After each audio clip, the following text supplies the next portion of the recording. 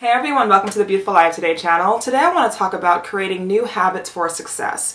It is so important, especially for those of you who created resolutions at the beginning of the year, to really think about creating new habits for success. So if there's something that you're working on, a particular goal or a particular resolution, you really want to think about just completely changing your habits around that are related to that goal.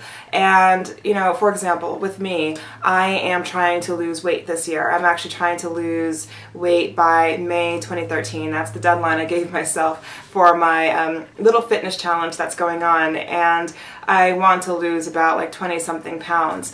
And so I have to change my habits, right? So for example, one of the biggest habits that I'm changing that is probably the hardest habit to change is my dietary regimen. I'm so used to my sugary treats and all that stuff. And I seriously had to make a commitment. Okay, I have to change my dietary habits. So for example, I'm monitoring how many calories I'm taking in, and I'm changing around the foods that I'm eating to make sure that, I'm full with the foods that I'm eating, but it's also foods with a lot of nutritional value, and overall it's, foods that are going to help promote my goal of ultimately losing weight. I'm also changing my exercise habits.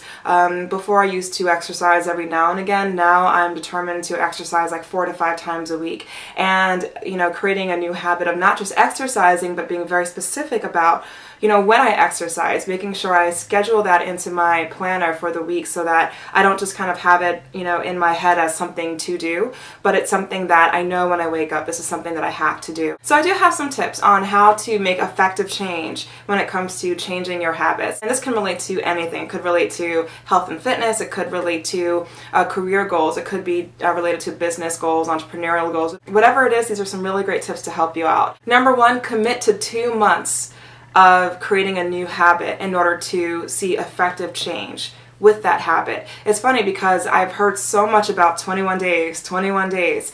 And funny enough, when I did some research on that, I'm seeing on a lot of psychology blogs that it really is about 60 something days, around 66 days, to really change around your habit and, actually create a new habit. So you really want to, instead of 21 days, commit to your new habit for 2 months. And if you're able to do that, you'll be able to see great progress with creating a new habit in your life. Number 2, forgive yourself if you make a mistake with creating a new habit. So for example, with my weight loss goals, I am creating a new habit of, my eating regimen, right?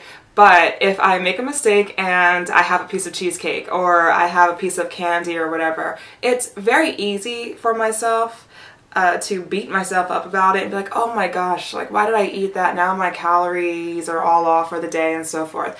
But I have to get to a point where I forgive myself for that. And I have. I actually did kind of like about a week ago eat a whole bunch of junk food and stuff, but I had to forgive myself for that. And when I did forgive myself, I was able to jump right back on the bandwagon and continue with my new habits that I'm forming right now with my weight loss goals. Number 3, create a habit-friendly environment for your new habit.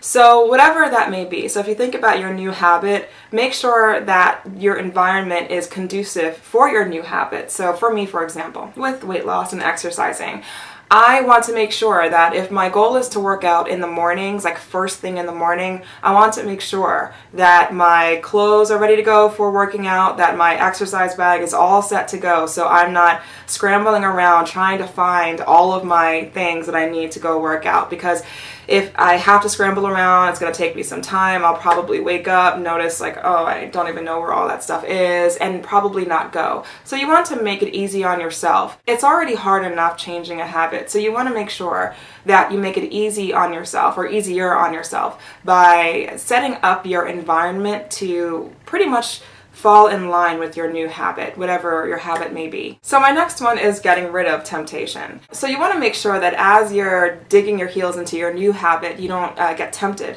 to result back to your old habit. So for me, for example, when I go food shopping, I purposely avoid the temptation to buy junk food and fatty foods, desserts, and oh my gosh, do I stop and look at the desserts and stuff like that in the aisles? Yes, I do. I do stop. I kind of look at them and I'm like, I really want to buy this, but I have to just keep on going. I can look, but I don't touch.